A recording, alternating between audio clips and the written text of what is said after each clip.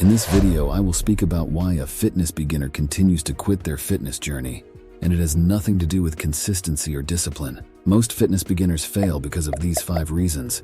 After shedding light on each reason, you will begin to experience a shift in perspective that can take you from a fitness newbie to a healthy fitness enthusiast. The first reason why a fitness beginner quits is because of their mindset. But before you click away thinking this is a cliche reason, let me explain. The mind is an extremely underrated and underutilized tool in general and in fitness. Allow me to share why the mind is so powerful. Have you ever heard of the placebo effect? I'm sure you have. It's fairly common knowledge. I bring up the placebo effect as an example of how our mind has a very powerful influence over our body. One of the most renowned and intriguing placebo stories comes from a study conducted on patients in need of knee surgery from osteoarthritis, a condition where the cartilage that cushions the bones in the knee gradually wears away. During the surgery, small incisions are made around the knee, allowing the surgeon to work freely. In this study, some patients had real surgery, some had fake surgery where doctors pretended to operate, and some had no surgery at all. Surprisingly, patients who had the fake surgery felt better, just like those who had the real surgery. This showed that believing in the surgery helped patients feel better, even if the surgery itself didn't make a difference. It made doctors rethink how much our beliefs can affect how we feel after treatment. If our minds are powerful enough to create change in our body from a fake surgery, what else can it do? Can you use your mind to influence fitness results? There was a second study conducted at the University of Birmingham in 2011. They studied how belief affects muscle strength. People were split into 2 groups and did leg exercises. One group received a fake pill, told it would boost strength. The other group didn't receive any pill. Surprisingly, the group thinking they had the strength-boosting pill experienced a dramatic increase in strength in their leg muscles compared to the group with no pill. But here's the thing. The pill didn't actually make muscles stronger. It was just a fake. This study showed that believing in a supplement, even if it's fake, can make people stronger when they work out. I share these placebo studies as an example of how powerful our mind is. Mindset can create the biggest difference in our lives. What would happen if we shifted our perspective from one of limitation to an empowering one? The second reason a fitness beginner quits is because of a lack of motivation or a lack of focus. And once again, I know this sounds cliche. I'm not the first person to mention this. However, I want to offer you an easy solution for when motivation dies. And unfortunately, it will die. When motivation peaks, it's easy to begin a fitness journey. But what happens when it dies down? How can you reach the highest peak of motivation again? I'd like to share with you the best way to touch the top of your motivational peak again. But before I do, please consider what I'm about to say with an open mind. I'd like to share a philosophical thought or a metaphor. What else in this world has a peak and a valley? Or in other words, where else does rhythm exist? If you look around, literally everything does. The sun rises and then sets. The summer comes and then goes. Stocks rise and then fall. Music, or should I say sound in general, contains a wave which has a peak and trough. Our brains have a wave that can be measured. Our heartbeat continuously peaks and falls. Most energy behaves as a wave with a peak and valley. And of course, all atoms vibrate. I say all that to say that energy and motion or emotions contain a peak and valley. All emotions, including motivation, don't stay at the peak. In fact, we are constantly shifting between several states of emotion day after day. So how do you gain motivation when it dies?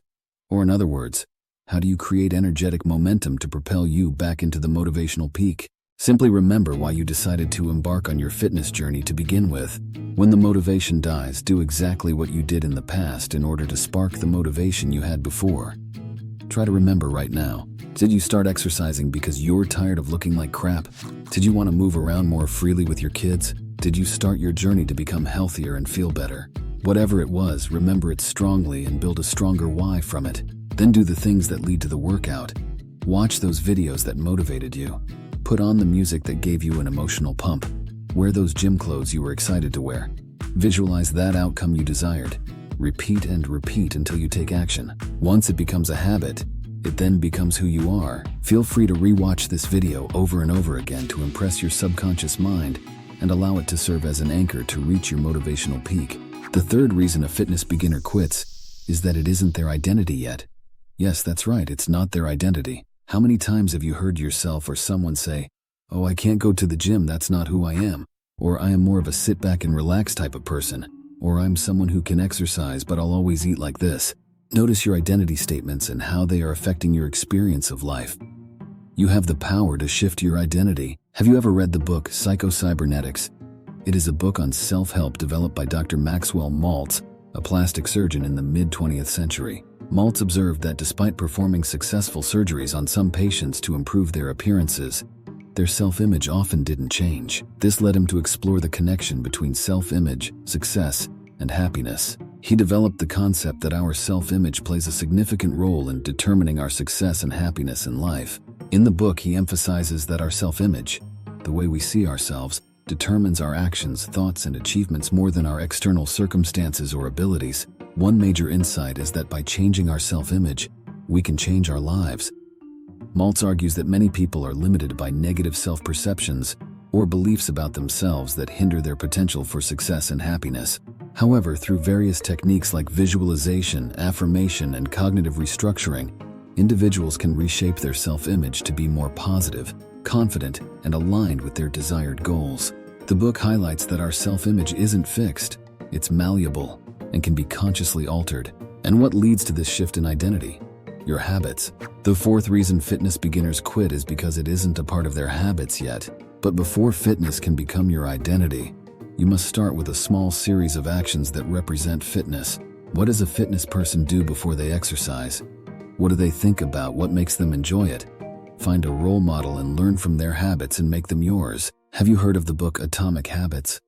I'd like to share a blueprint for transforming habits using insights from this incredible book. When starting a new fitness habit and wanting it to stick, try starting small. Commit to going to the gym for short sessions, maybe 15-20 minutes a few times a week. This removes the pressure and makes it easier to get started. Prepare ahead. Lay out your workout clothes the night before or pack your gym bag in the morning. This simple step removes barriers and makes it easier to get out the door. Enjoy what you like. Find aspects of the gym or exercises that you genuinely enjoy.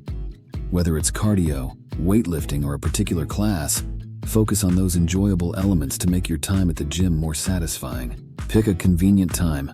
Choose a gym time that aligns with your daily routine. Whether it's before work, during a lunch break, or after dinner, select a time that fits without causing stress or disruption. Feel good about going. Acknowledge and celebrate every gym visit as a win, regardless of the duration or intensity. Recognize that each visit contributes to your progress. Join others or get a buddy. Consider joining group fitness classes or finding a gym buddy.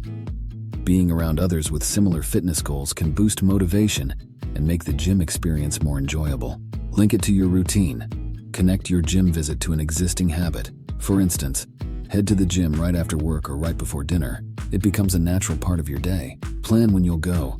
Set specific days and times for your gym sessions.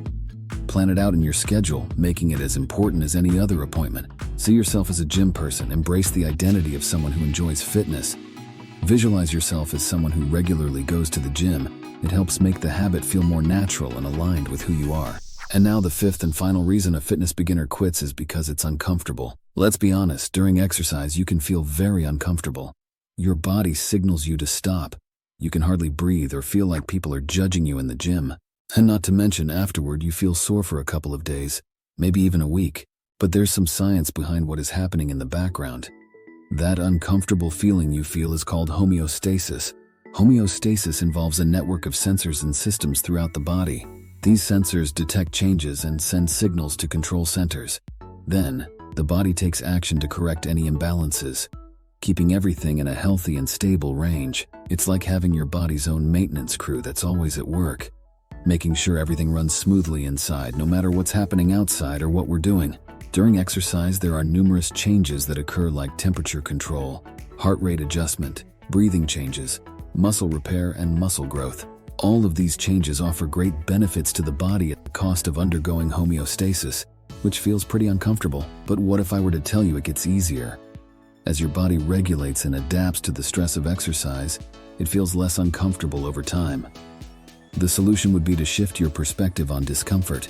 Instead of seeing discomfort and soreness in a negative perspective, view it from the point of view of what you're trying to achieve. Soreness is an indicator of muscle growth, a sign of accomplishment. You are deserving of a good meal and good sleep to help replenish your hard-working body. The discomfort is a good indicator that you are one step closer towards the healthier, stronger version of yourself. I hope you enjoyed this video. Those were the top 5 reasons why fitness beginners fail. Feel free to rewatch this video next time you lose motivation to feel inspired again. I know you can make an empowering change in your life. If you liked this video, please subscribe and feel free to click on the next video right here to take your fitness journey to the next level. Bye for now.